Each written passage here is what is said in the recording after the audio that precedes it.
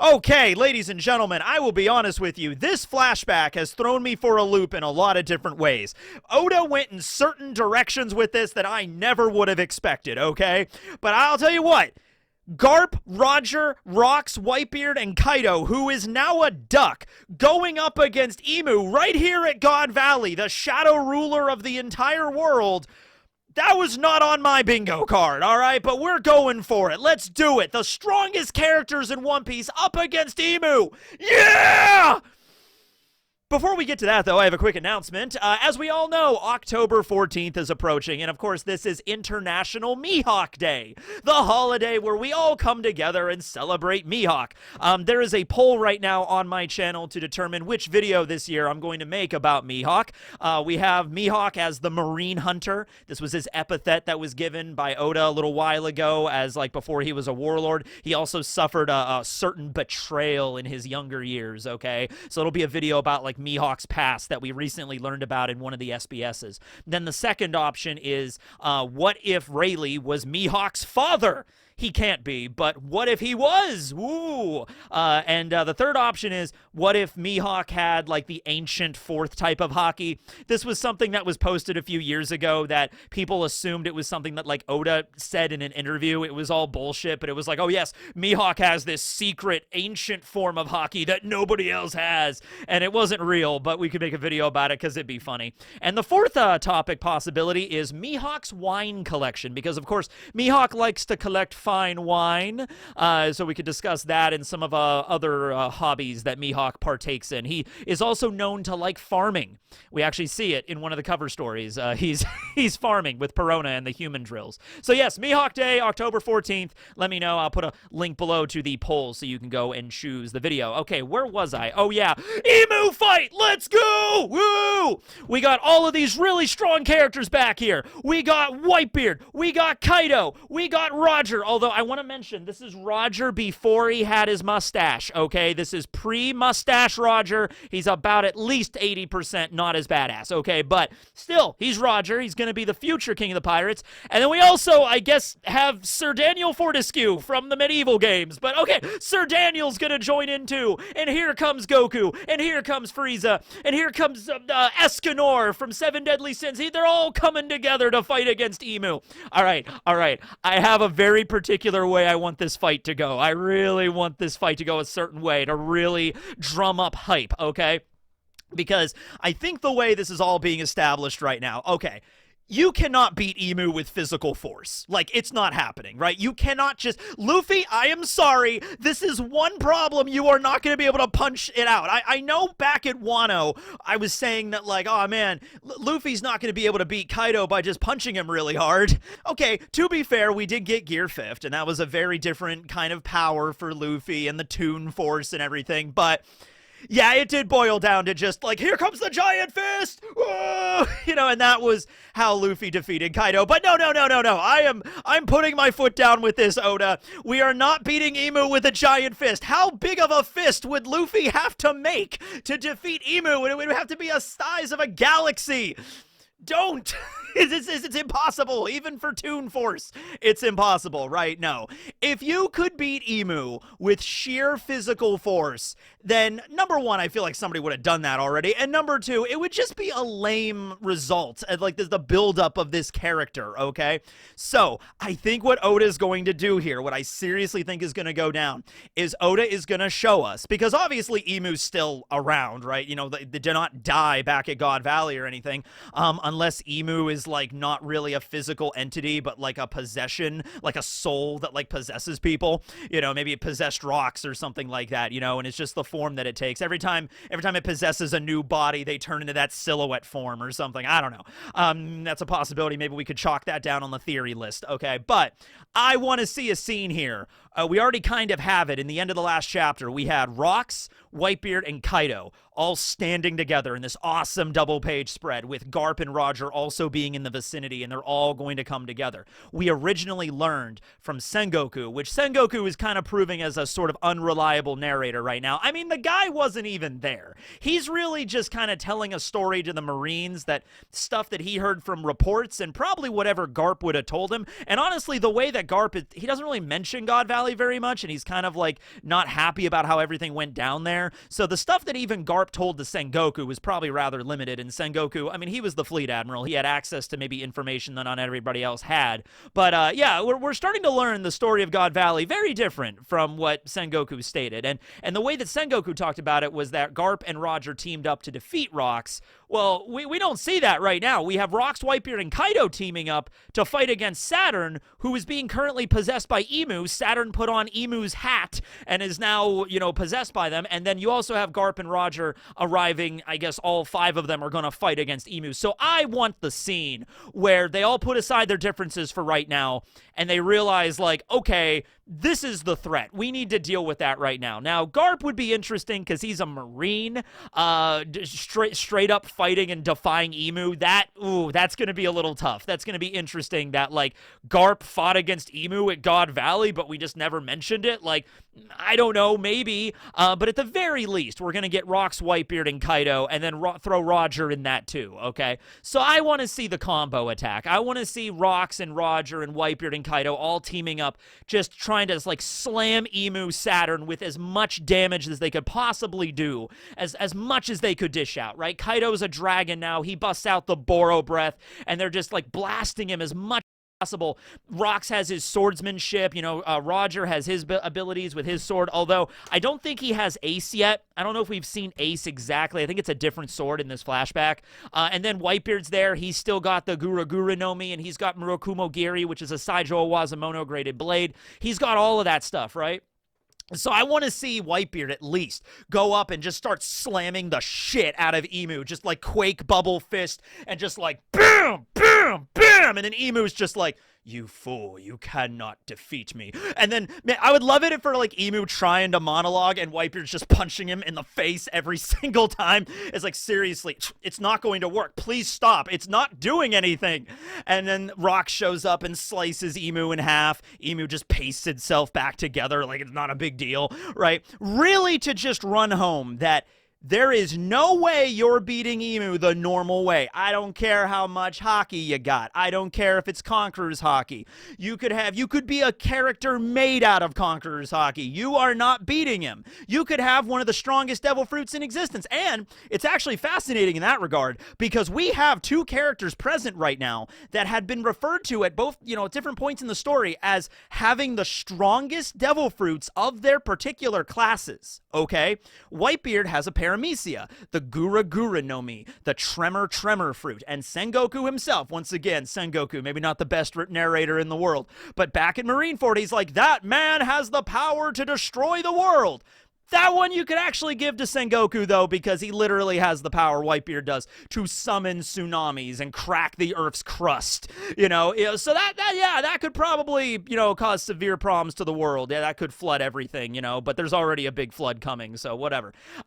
Anyway, what happens if a giant tsunami is coming and then Whitebeard punches the ground and makes another giant tsunami? That just solves the problem, right? That's just equilibrium at that point, right? He has a really strong one, and most of the times in data books, his Paramecia is always put in like one of the higher classes of devil fruits, okay? Then we have Kaido, who has just recently consumed the Ua Ua no Mi model as your dragon. He is the duck. He is the superior creature on land, sea, and air. There's no one that can touch him in your whole damn army, right?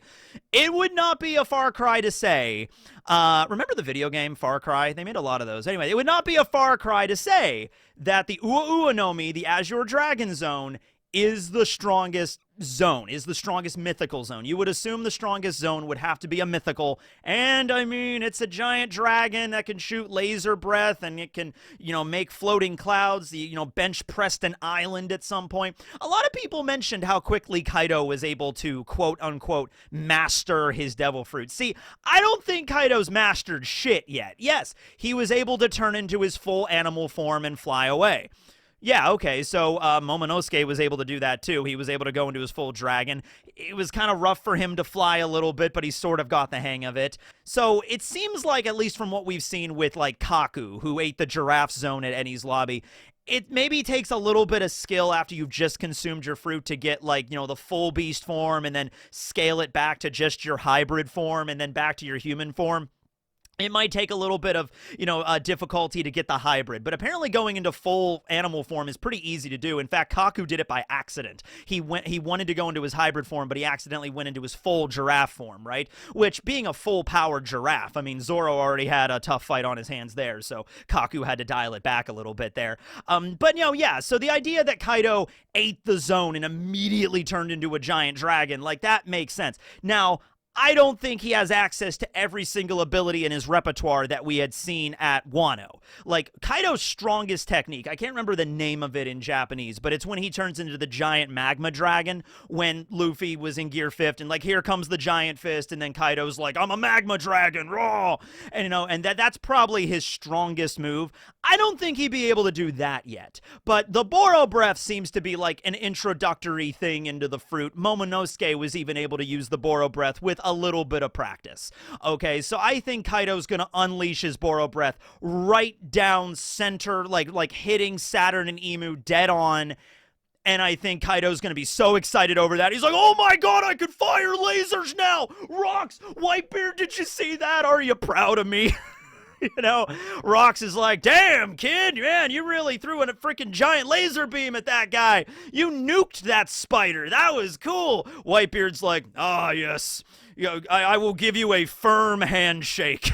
That is the highest honor Whitebeard can bestow. Kaido's over there. He's just like, oh, gee, shucks. Oh, man. And then out of the blast, you have Saturn emerging. He scuttles out of the blast. He is a spider after all. He's wearing the emu hat, and he's just like, you cannot defeat me. Ah, I see you are the one that now consumed the dragon Zoan.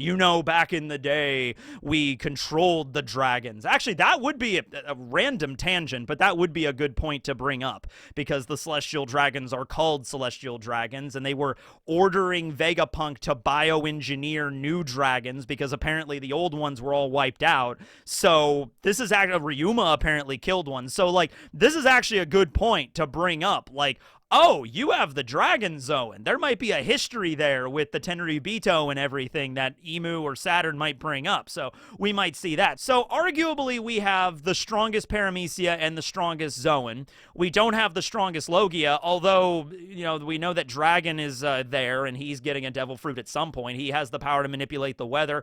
It could be any category. We've gone over this before. It could be a Paramecia that can control storms, like the Storm Fruit. It could be another mythical zone that allows him to turn into some creature that allows him to manipulate weather patterns, or it could be a Logia. He could just have like the Kaze no Mi to control the wind, and then that's how he summons all of the storms and everything like that. But we know Dragon gets a Devil Fruit at some point. That's a pretty damn powerful Devil Fruit. We know there's some other Devil Fruits there, Scopper Gyaban mentioned in the last chapter, that have not been claimed yet. So Dragon getting his super powerful weather Devil Fruit right now at God Valley makes the most sense. I'm perfectly fine with that. So why not throw Dragon in this mix too? Dragon shows up, eats a really powerful Logia, and now it's like, oh, okay, he uses, weather cannon, meteorology meteor, I don't know, something. And then none of it works, though. None of it works, right? And so all of these characters, except for Rox, because the way Sengoku said it, and once again, we don't know, but Sengoku said, yeah, Rox met his end that day. That could mean so many things. It could mean he straight up died. It could mean he was possessed by Imu. That could mean eventually he was Domi reversied, and or he is Imu, or something like that. I don't know. It could be any number of things. But he might not be dead. He might not be dead, especially since all of the hype Oda has built up for this character just to kill him off and we never see him again, except for Flashback Land. Like, that would be, I don't know. At this point, I'm like, yeah, no, I think we've proven enough at this point to show that whatever we thought we knew about God Valley, that goes out the window at this point. We didn't even know Shaki was involved in this. We didn't know anything about the God's Night, really, at that point. And then Imu possessing Saturn, that came out of nowhere. I mean, I guess not out of nowhere, although we do know that Imu can possess not just Gunko. It wasn't something limited, which you didn't know for sure, because, like, Gunko clearly was, like, a special, like, she had a special role to play under Imu. You know what I mean? Like, she was, like, one of Imu's servants, that we see in the flashback with Rox at Reverie, right? And now is, like, training to become a God's Knight. And it has the immortality, same thing with the Gorosei. She doesn't age. So it makes sense that Imu would be able to possess the Gorosei same way as as Gunko, but could he do it like with all the other members of the Gods Knights? Not sure. Remember when we saw the Davy clan in the last chapter, they emerged behind Garling and that other member of the Gods Knights, the woman with the long black hair, and we didn't see Imu anywhere, but they were all Domi reversied, which means at some point Imu had to possess, I guess, one of the Gods Knights. Gunko was there, so it could have been her, possessing Gunko. Domi reversied all of the Davy clan members and then hopped over to Saturn. So I'm assuming that Imu could only possess one person at a time. I'm assuming they cannot split their consciousness. So I guess we're learning a little bit about what Imu can and cannot do, right? So Rock said at the end of the chapter, when they're all looking at this thing, you know, and just being like, what is this? And he says, well, the best way for me to describe this thing is it's the world. You are facing the world. Now, did Rox mean that metaphorically? And I'm just going to say this, Rox does not strike me as a metaphorical kind of guy. He doesn't seem to be like, well, you see, mateys, allow me to wax philosophical about what we're about to face just now. Maybe he meant like, this is the world, as in, this is Imu. They're the shadow ruler of the entire world government that sits upon the empty throne that we're not supposed to know about. I ran into him a little while ago. We're friends, right? Imu, we're buds, right? Emu's just like, yeah, we're friends. Yeah, I hung out at the flower room a couple years ago. We had a chat.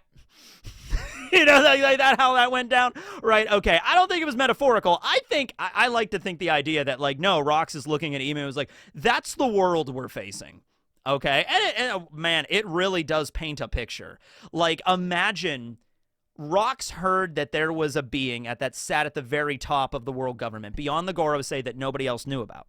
And Rox is like, ooh, I need to get in on that action. Maybe Rox, straight up, you know, he wanted to be king of the world. So Rox is like, oh, I'm just going to go to Marijois. I'm going to climb the Red Line, break into the most defended castle in the entire world, infiltrate the inner chamber that no one else has infiltrated in the last 8 centuries, kill the king of the world, and sit upon the empty throne. I mean, Rox was pretty badass, so he probably thought he could do that no problem. So most of that plan actually went off without a hitch. But then he gets into the Sanctum, and he realizes pretty quickly, shit, that's not going to work, right? And that's the creepiest thing about that scene. And also following up with this scene right here at the end of chapter 1162 with This is the World. It's even like a guy like Rox, who's not dumb, but also not, like, brilliant. Rox is not, like, on the level of, like, Robin in terms of, like, intelligence or anything like that, or certainly not, like, Vegapunk, right? But he was wise enough and aware enough to know this plan's not going to work. I can't just kill Imu and take their throne. And I also cannot kidnap kings and queens and use them as leverage to manipulate Imu out of power. That's not going to work either. Imagine if, because the way that Roger and Garp and everybody were, like, reacting to the power emanating off of Imu, right? We're like, what is this? Like, what is this feeling? This is hockey, the likes of which I've never felt before, right? And these are some pretty strong characters here. Not in their primes yet, but still really strong. Roger and Garp and everybody, right? Rox, I would say, is in his prime at this point. Even Whitebeard, I think, is not really quite there yet. And Kaido obviously has a long way to go. But yeah, they feel this. And actually, as Rox, maybe being the strongest, would tell, is like, no, you're facing down the world here. It's a very esoteric type feeling that you can't really describe. It's like you walk into a room expecting a person, and it's like the planet, like the size of them. They're like, yes, they have the appearance of an individual, this lanky individual wearing a crown. But when you actually, like, maybe look into Emu's eyes and, like, sense their hockey or whatever, it's like, oh, this is like. Did you ever read One Punch Man? Kind of spoilers for One Punch Man, but not really. There's a scene where this whole chapter is focused on, like, the planet of Jupiter. And it's like this whole character is kind of like, oh, I'm looking into the gaseous storms of Jupiter on the scale and power of this entity. That's kind of the vibes I'm getting from this. The vibes of, like, I am not looking at a person. I'm not looking at an army. I am looking at a celestial body of power and energy. The likes of which that just, you know, you're here. You're an ant. You're a microscopic protozoa compared to this shit, right? I feel like that was almost like what Rox is trying to say of like, yeah, we're facing down Imu now. And now, in a perfect world, in the next chapter, Whitebeard, who's a very rational human being here, I think would look down to Rox and be like, the world? What the hell are you talking about, Rox? Whatever. How do we fight it? What do we do? And Rox would then be like, okay, here's what you can't do. Here's what won't work, right? That would be perfect if Rox just is the one that lays out, like, these are the limits that I understand about Emu's power. I have a feeling that's not going to happen, though. I feel like they're just going to all charge in and try to jackhammer Imu and hope for the best, and it's not going to work, right? But we all know at the end of this, Whitebeard gets out of this, Kaido gets out of it, Roger and Garp both get out of this, and Rox is unknown at the moment, right? Imu obviously survives, and all the Gods Knights that we know, I guess not all the Gods Knights, I guess some of the Gods Knights could die. So we all know that. There's limits to what, like, could happen here. There's no worry of, like, oh, man, Roger's not going to make it out of this or something, right?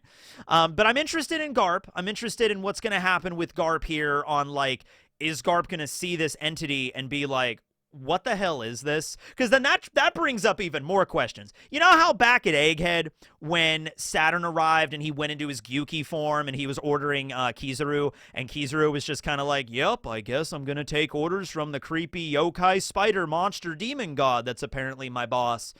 Well, it's all in a day's work for the Marines, I suppose. Like, I don't know why I gave Kizaru that voice. But, like, yeah, that was kind of it, where I was questioning, like, Kizaru, do you not have a problem with taking orders from a giant evil yokai eldritch monster? So if Garp was the one that actually, because if Garp comes face-to-face with Imu, which wasn't 100% shown in the last chapter, he was, like, at a separate place on the island running around. He wasn't in that cool spread with Rox and Kaido and Whitebeard in that double-page spread, right? So maybe Garp never comes face-to-face with Imu. He senses some really weird, ominous hockey, but he never actually sees Saturn or Imu and knows what's happening, because then there's other questions of, like, okay, Garp, so you fought directly against the evil ruler of the government, and then after that whole event was over, you just kind of like, all right, well, I'll never talk about that again. That was weird. That's weird. Maybe there could have been threats posed against Garp and his family for sure. Like Garp does have a son, Dragon, at this point, and it's possible that like someone could have threatened Garp and been like, hey, if you ever talk about what you saw in God Valley, I'm going to murder your son or some shit. Or, Garp apparently has a wife, I would assume. We've never seen her. It'd be Luffy's grandma. Like, what happened to her, right? Like Dragon's mom, maybe she was killed or something. Like, I don't know. So Garp is interesting to see how this is going to shake down. But dude, with the pirates for Whitebeard, Kaido, Rox, and Roger all squaring up, also maybe throw Scop or Gabon in there too. Scop or Gabon, I guess, apparently has the treasure now, so they might just be hauling ass back to the Oro Jackson. Oh, by the way, as a side thing, I don't know if it's going to be relevant here, but people always bring up the egg on Roger's ship because it's the egg on Roger's ship. Maybe that'll play a relevant point here. They still have it. They still have the egg. So, like, I don't know. Maybe the egg does something here. I don't know. Maybe Imu or Saturn sees it or something. Like, so they obtained it. It's like, I don't know. But, it's there, and we're all still trying to figure out what the hell it even is. So there it is, right? They've been hauling that. They were hauling that egg around for, like, I don't think 20 years, but very close to 20 years. It might have been actually, because they had it, I think, when they ran into the Kuja. So, like, yeah, it's been, like, 2 decades, they have that egg. Wouldn't it be funny if it's revealed it's not even an egg, it's just part of the ship? It's like the observatory of the Oro Jackson or something. It's not even actually a real egg. Yeah, that would be weird. But anyway, yeah, just wanted to mention it because I saw some other people mentioning it up, that might be relevant. I doubt it'll be here, but who knows, right? But then again, then we also have what Saturn was saying to the rest of the Gorosei, like, or maybe it might have been Imu, but I think it was the rest of the Gorosei now, like, if something keeps on going here, there's going to be like an unprecedented, actually, let me pull up the official translation for that really quick. There is a danger that such wanton destruction might bring about the birth of something new entirely. So the same, not the exact same vibe, but nothing that's like a translation error, like, oh no, he was saying something like, hey, if all of this destruction keeps happening on God Valley, something's going to occur here. This is going to be ground zero for something. Now, whether that be the ancient evil eldritch god wakes up underneath God Valley, that Imu was actually trying to keep away this entire time, and Imu might have been evil, but there's even a greater evil. Oh, I don't know. Or it could just be like, hey, if all these pirates keep wiping everybody out, this could be the birth of like a pirate alliance or something that could be dangerous.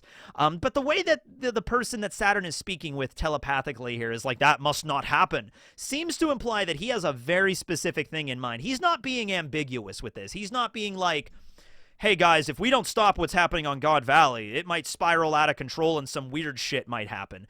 No, it seems like very direct, like, if this continues, something very specific, very bad is going to happen. And this is Saturn saying that, and apparently the rest of the Gorosei agreeing that must not ever come to pass. All right? Because if that happens, Imu's going to be pissed. And we don't want Imu to be pissed. So what could this be? A lot of people have thrown out, what if God Valley was where Uranos, the ancient weapon, was slumbering? What if God Valley is Uranos? Because, you know, we've only ever seen Uranos from the lower portion. Like when it nuked Lelucia. We've only seen like the undercarriage of it, like the giant, like, you know, exhaust vents or whatever that fired the laser beam. Also very likely was probably the thing that maybe abducted Beiji's crew when he first arrived into the Grand Line. Remember that? Their ship got lifted up into the air and got, like, apparently there was some like meteor. They managed to free themselves at some point, but there was something going on with that they didn't understand, right? That had some gravitational pull. That could have just been some weird shit in the Grand Line, or it could have been this, right? And so we've never seen the whole view of Uranos, like what it actually looks like, only parts of it. So what if it zooms out and like on the very top of Uranos, the ancient weapon that flies around, there is God Valley. Like the two mountains are up there, and like it's like, I don't know, like a big like the I don't know, Tesla coil, I don't know how you describe it, but like the two mountains of God Valley are housing these giant towers or coils or something, and like electricity charges and like and then like there's a big lightning bolt in the center. I don't know, something like that maybe. That sounds cool. And then that's how it charges up and then blasts. But then remember, also, maybe this is where they found Uranos, but they also don't have access to the Mother Flame yet, because that's not going to be for a while. Vegapunk is still working for Mads at this point. So, yeah, the Mother Flame doesn't even exist yet. So they might find the weapon Uranos, but they don't have any way to charge it yet. That could be another idea. So it's wild. But it also seems to imply that, in that regard, it would seem to imply Saturn might, if it is Uranos, they already knew it was there. And that doesn't make any sense, because Garling is like, oh, I recently discovered God Valley, a place that we previously did not know about. Right? Unless Garling told them, like, hey, I found the ancient weapon Uranos. It's slumbering under God Valley. And maybe Saturn now knows about it and is like, oh, if we keep fighting here, the ancient weapon might wake up. Then again, holding the, you know, human hunting contest on an island that houses an ancient weapon, I mean, okay, that, from Imu's perspective and the Gorosei's, that might actually be a good excuse to, like, wipe out everybody on that island, take it over as government property, and then be like, now we have an ancient weapon. So that's actually, I don't know why they would bother with the hunting contest, though. They would just, like, roll in with all of their government forces and Cipher Pole and just take it by force, but they had to do this first, I guess. I don't know. I don't know if Uranos is involved, but possibly could be, and considering, you know, it's one of the three ancient weapons, the one we don't really know that much about yet, that would be a big deal for it to be here. Yeah. All right. Well, anyway, that's the video. Still a lot more to talk about this in the future, but thanks for watching, and make sure to go check out the poll for International Mihawk Day, October 14th. That's why I grew the beard. That's why I grew the beard and the mustache combo, all for this day. All right. Thanks, everybody. Techie 101, signing out.